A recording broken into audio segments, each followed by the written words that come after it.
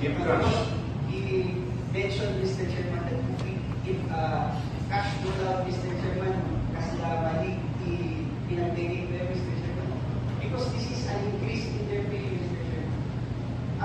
As I've explained... So your ordinance is an increase in the pay of what they are receiving currently, which is not, if I am to be clear. Sorry, Mr. Chairman, I did not hear what the gentleman from Barangay. Sorry, my question is, which I was asking since earlier, what is this ordinance? Is it an increase in what is currently being done? But what you said is, it is something that supersedes everything.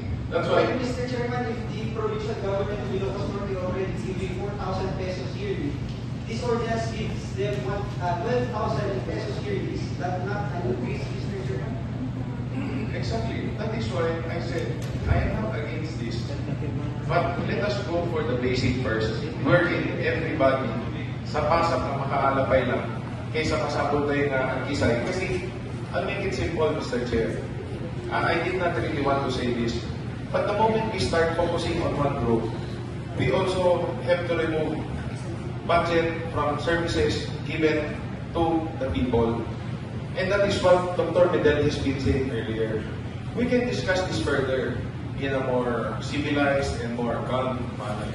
I understand that the good gentleman feels bad about what happened. In fact, I believe the good doctor from Batak already expressed his apologies that said hearing, there was no invitation. I actually felt the same, to be honest. But like I said earlier, we should try to talk more about how we can give more benefits on a service manner. Because I remember when I was proposing my draft provincial ordinance for the free transportation, there was also a motion to give cash for plete instead of transportation. And I directly said it would still be better if we really, truly serve the people. And that is why I was saying, since this is health related, as the good gentleman was saying earlier, since they are the frontliners, I agree with that. In fact, in my mind, I've been thinking, why not to all the barangay officials, health workers, we give them health packages, since we have hospitals and district hospitals. I am not saying, nor did I in any time say, that it is not important to increase their benefits. I agree with that. It's just how we do it. That is my opinion, Mr. Chair. Mr. Chairman, the health packages, Mr. Chairman, you already have free health consultants, Mr. Chairman, and BART and other several health packages that are being given, Mr. Chairman.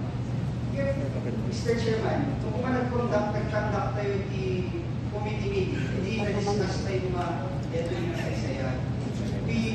Now we discuss this during approval of committee reports, Mr. Chairman. If we have just conducted a committee meeting, Mr. Chairman, then we could have discussed this with the other stakeholders, the local finance committee, and even the executive, Mr. Chairman.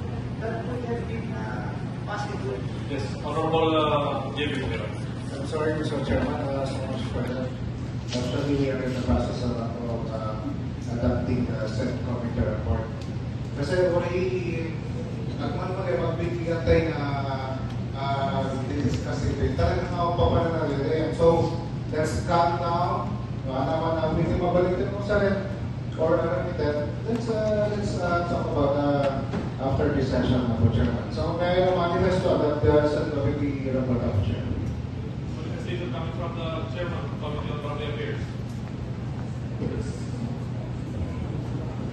For the committee report. Before the